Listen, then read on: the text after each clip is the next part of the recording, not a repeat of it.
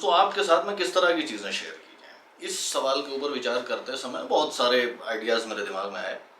और फिर एक चीज़ मेरे दिमाग में आई कि अपनी लाइफ में बहुत सारी ऐसी चीज़ें रहीं जो मैंने अपने दोस्तों से सीखी, तो क्यों ना वही चीज़ें आपके साथ में शेयर की जाए। यानी lessons that I learned from my friends, वो सबक जो मैंने अपने दोस्तों के साथ सीखे। और मैंने ये नोटिस किया कि अपनी लाइफ में बहुत सारी चीज़ें मैंने अपने दोस्तों से सीखी। हॉस्टल में, चाहे इंजीनियरिंग कॉलेज का हो चाहे एमबीए का हो, बहुत सारे इंटरेस्टिंग लोगों से दोस्ती रही और उनसे बहुत सारी चीज़ें सीखी। अच्छा, दोस्तों के साथ जब आप चीज़ें सीखते हैं तो ऐसा बहुत कम होता है कि एक दोस्त ब्लैक बोर्ड और चौक लेकर के बैठा है एक टीचर की तरह, आपको समझा रहा है कि भाई नहीं, इस तरह की सिचुएशन में ऐसे एक्ट किया करो या ऐसे सोचा करो, और आप नोट्स ले रहे हो।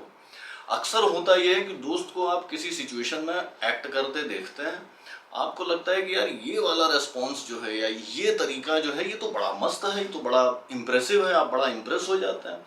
और फिर आप सोचते हैं कि यार काश मैं भी ऐसा कर पाता, या ये स्किल मेरे पास भी होती, या ये सोचने की कैपेसिटी मेरे पास भी होती।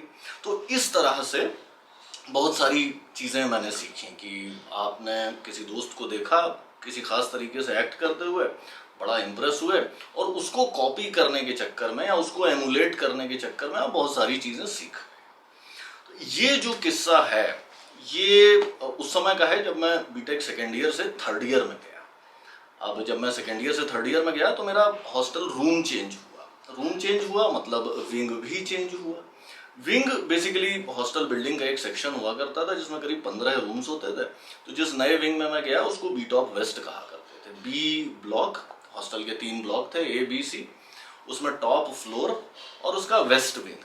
तो जो बी टॉप वेस्ट का विंग था उसमें 3-4 सीनियर्स ऐसे थे जो बड़े, पूरे हॉस्टल में क्या बल्कि पूरे इंस्टीट्यूट में फेमस टाइप के सीनियर्स थे, बड़े लेजेंडरी किस्म के लोग होते थे। अच्छा, हॉस्टल में आप लेजेंडरी उस समय होते थे, और या एक कैटेगरी उस तरह के लेजेंडरी लोगों की होती थी जो बड़े अलग टाइप के होते थे। अलग टाइप से मतलब एक चीज़ जैसे हमारे यहाँ हुआ करती थी कि अगर आपने मान लीजिए कुछ गड़बड़ किया तो या तो आपकी हॉस्टल लेवल पे कंप्लेंट होगी या इंस्टीट्यूट लेवल पे कंप्लेंट होगी। जब इंस्टीट्यूट लेवल पे कंप्लेंट होती थी तो आपके ऊपर डीसी बैठ जाती थी, डिसिप्लिनरी कमेटी, जिसमें 3-4 प्रोफेसर्स होते थे, और आपकी जो भी शिकायत है उसको वो सुनते थे, देखते थे, क्या सज़ा दी जानी है ये डिसाइड करते थे।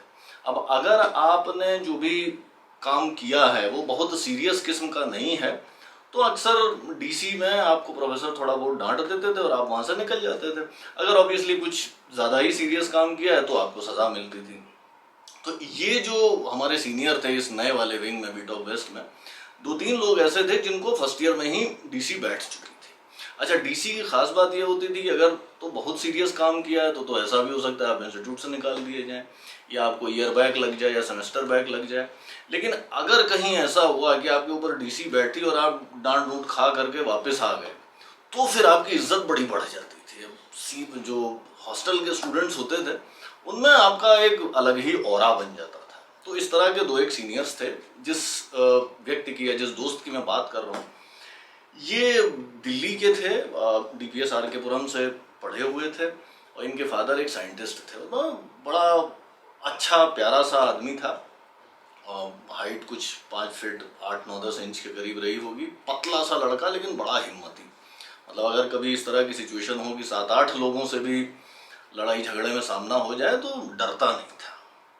तो ये वो सीनियर था। मैं विंग में आया, दोस्ती हुई, नॉर्मल बातचीत होने लगी, जो भी नॉर्मल दोस्ती रहती थी उस तरह की चीज़ रही। एक चीज़ कुछ समय के इंटरेक्शन के बाद मैंने एक बड़ी इंटरेस्टिंग चीज़ इसमें नोटिस की कि इसकी चमड़ी बहुत मोटी थी। अक्सर क्या होता था कि हॉस्टल में हम लोग किसी बात पर बहस करने लग जाते थे। अब जब बहस करते थे तो ऑब्वियसली मैं ये कोशिश करूँगा कि भाई आपको विन ओवर कर लूँ, आपको मैं अपनी बात के प्रति कन्विंस कर दूँ। आप भी वही कोशिश करते थे, आप दलील पे दलील देते थे, मैं आपकी दलीलें काटता था और मैं अपने फेवर में आर्गुमेंट देता था। इस बंदे की खास बात ये थी कि ये कभी अपनी ओपिनियन को सपोर्ट या डिफेंड करता ही नहीं था, अपनी बात बोल देता था। आप मानिए तो ठीक है, ना मानिए तो ठीक। तो मुझे ये चीज़ बड़ी इंटरेस्टिंग लगती थी। अच्छा, कई बार क्या होता था कि एक्साइटमेंट में बहस करते समय, जैसे मैं और आप बड़ी इंटेंस बहस कर रहे हैं, और मैं आपको कोई चीज़ समझाने की कोशिश कर रहा हूँ, आप नहीं समझ रहे हैं, तो अक्सर ये होता था कि इस तरह से कह देते थे कि यार अगर तुमको इतनी बात नहीं समझ में आ रही तो तुम बेवकूफ़ हो। अब जब ये बात इसको कही जाती थी तो ये बड़ा नॉन शैलेंटली, ऐसे जैसे इसके ऊपर कोई फर्क ही नहीं पड़ा, सीधे बोलता था हाँ मैं तो बेवकूफ़ हूँ। अब ये चीज़ मुझे बड़ी अजीब लगी, क्योंकि इसके बाद तो आपके पास कहने को कुछ नहीं रह जाता। भाई अगर मैं आपको बेवकूफ़ कहता हूँ, आप उसको डिफेंड करते हैं, तब तो हमारी आपकी बात चलती रहेगी। मैं आपको ये सिद्ध करने की कोशिश करूंगा कि क्यों आप ऐसा न मान करके बेवकूफ़ी कर रहे हो।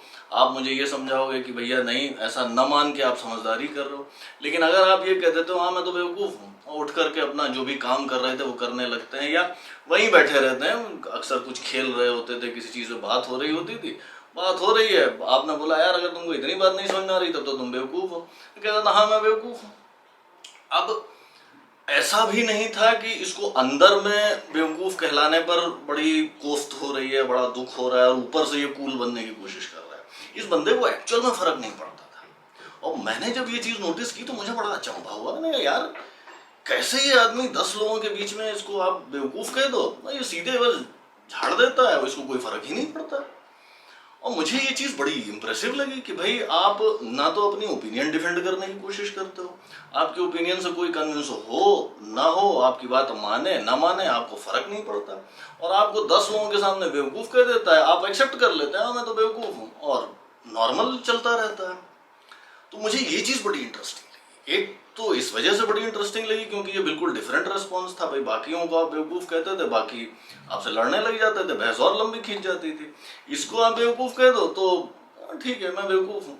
और ऐसा भी नहीं कि ये खिसिया रहा है या अंदर से इरिटेट हो रहा है और ऊपर से खाली कूल दिखाने की कोशिश कर रहा है। एक्चुअल में उसको लगता था कि हाँ ठीक है कोई फ़र्क नहीं पड़ा, इसने मुझे बेवकूफ़ कह दिया, 10 लोगों के सामने बेवकूफ़ कह दिया, कोई फ़र्क नहीं पड़ा। तो मुझे ये चीज़ बड़ी इंप्रेसिव लगी। मैंने कहा यार इस चीज़ में तो बड़ी पावर है। एक तो दूसरे लोग आपको अच्छा कहें या बुरा कहें उससे आपको कोई फर्क नहीं पड़ता। दूसरा आप किसी को कुछ बात कह रहे हैं, लोग मानते हैं नहीं मानते हैं, उससे आपको कोई फर्क नहीं पड़ता। तो ये तो बड़ी मज़ेदार चीज़ है, बड़ी ये इस तरह की मोटी चमड़ी होना बड़ी यूजफुल स्किल है। तो मैंने फिर उस तरह से सोचना शुरू किया कि यार ये स्किल मैं भी कॉपी कर सकूं, और मुझे लगता है काफ़ी हद तक मैं वो चीज़ बिल्ड करने में सक्सेसफुल हुआ। एस्पिरेशन यही था कि आप ऐसी स्टेज पे पहुंच जाएं जहां पे लोग आपको स्टड कहें तो भी आपको फर्क नहीं पड़ता, आपको बेवकूफ़ कहें तो भी आपको फर्क नहीं पड़ता, लोग आपकी बात को मान लें हाँ हाँ करने लगें तो भी आपको फर्क नहीं पड़ता, लोग आपकी बात को रिजेक्ट कर दें तो भी फर्क नहीं पड़ता। तो ये जो मोटी चमड़ी वाली चीज़ थी, आप इसको मोटी चमड़ी या थिक स्किन कह सकते हैं, आप इसको ये भी कह सकते हैं कि वो आदमी अंदर से इतना सेटल्ड है, इतना सॉर्टेड है कि बाहर वालों की ओपिनियन का उसके ऊपर असर ही नहीं पड़ रहा है। अच्छा ये बीटेक सेकेंड ईयर के आसपास की चीज़ है। आपने ध्यान दिया होगा कि जिस समय हम नया नया घर से बाहर निकलते हैं या नया नया हॉस्टल में जाते हैं, नया नया दोस्तों के बीच में होते हैं, तो ये चीज़ कि हमें दूसरों का अप्रूवल मिले, दूसरे लोग हमारी इज्जत करें या हमें वैल्यू दें या हमें भाव दें या हमें स्टड समझें या हमें समझदार समझें, दूसरों की ओपिनियन बड़ी इंपॉर्टेंट होती है। और दूसरों की ओपिनियन में मैं अच्छा हूँ, इस चीज़ में बड़ा मेंटल एनर्जी लगती है। इस बंदे के साथ में इसका रिस्पॉन्स बिल्कुल ऑपोजिट। दूसरे इसके बारे में अच्छा समझें तो कोई फ़र्क नहीं, बुरा समझें तो कोई फ़र्क नहीं, बात माने तो कोई फ़र्क नहीं, बात न माने तो कोई फ़र्क नहीं। सबसे बड़ी चीज़ ये थी कि जो बहस हो रही है, और उस टाइम पर अक्सर बहस किया करते थे हम लोग अपना, जब बैठे हैं 3 4 5 लोग, कोई टॉपिक छिड़ गया, बातचीत होने लग गई। जब बहस चल रही है अक्सर आप दूसरे को कन्विंस करने की कोशिश करते थे, बड़ा फ्रस्ट्रेट होते थे जब सामने वाला बात नहीं मान रहा है या अपने ही फेवर में आर्गुमेंट दिए दे रहा है। और उस सारी चीज़ों से निकलने का बड़ा सिंपल तरीका, आप मानो चाहे ना मानो, आप मुझे बेवकूफ़ कहते हाँ ठीक है मैं तो बेवकूफ़ हूँ, बस काम खत्म। तो दोस्तों ये जो लेसन था कि दूसरों की ओपिनियन का आपके ऊपर असर ना पड़े, आपको बेवकूफ़ कहें, आपको स्टड कहें, कोई फ़र्क नहीं पड़ता, आपकी बात मानते हैं नहीं मानते हैं कोई फ़र्क नहीं पड़ता। ये चीज़ मैंने अपने इस दोस्त में नोटिस की और मुझे बड़ी इंप्रेसिव लगी। और मैंने सोचा कि यार ये चीज़ मैं एमुलेट करना चाहता हूँ, ये चीज़ ये स्किल मैं अपने अंदर बिल्ड करना चाहता हूँ। ये मोटी चमड़ी वाली स्किल या ये कूल नॉनशैलेंस वाली स्किल जिसमें आपको फ़र्क ही नहीं पड़ता कि दूसरे लोग आपके बारे में क्या सोच रहे हैं। और अब मुझे लगता है कि ये बड़ी इंपॉर्टेंट स्किल है लाइफ में। जैसे जैसे आप आगे जाते जाते हैं ये स्किल कि दूसरों की ओपिनियन से आप इंसुलेटेड हो, दूसरों की ओपिनियन आपके बारे में चाहे अच्छी है या बुरी है वो आपको फर्क नहीं डालती, आपके ऊपर असर नहीं पड़ता उस चीज़ का।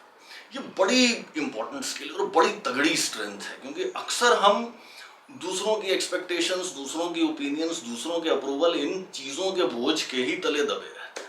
आज के एपिसोड में इतना ही। एक ये लेसन जो मैंने अपने दोस्त से सीखा, और मैं आज भी उस चीज़ के लिए बड़ा थैंकफुल हूँ कि मैंने उस दोस्त से ये चीज़ सीखी। चमड़ी मोटी रखिए, दूसरे आपकी बात मानते हैं नहीं मानते हैं कोई फर्क नहीं पड़ता, दूसरे आपको स्टड कहते हैं या बेवकूफ़ कहते हैं उससे कोई फर्क नहीं पड़ता। अगर ये स्किल आप बिल्ड कर पाते हैं तो ये एक सुपर पावर है जो आप अपने अंदर बिल्ड कर पाएंगे। और आप अपनी लाइफ में जिन चीज़ों के ऊपर फोकस करना चाहिए उन चीज़ों के ऊपर फोकस करेंगे, और जिन चीज़ों के बारे में वरी नहीं करना चाहिए उन चीज़ों को छोड़ पाएंगे।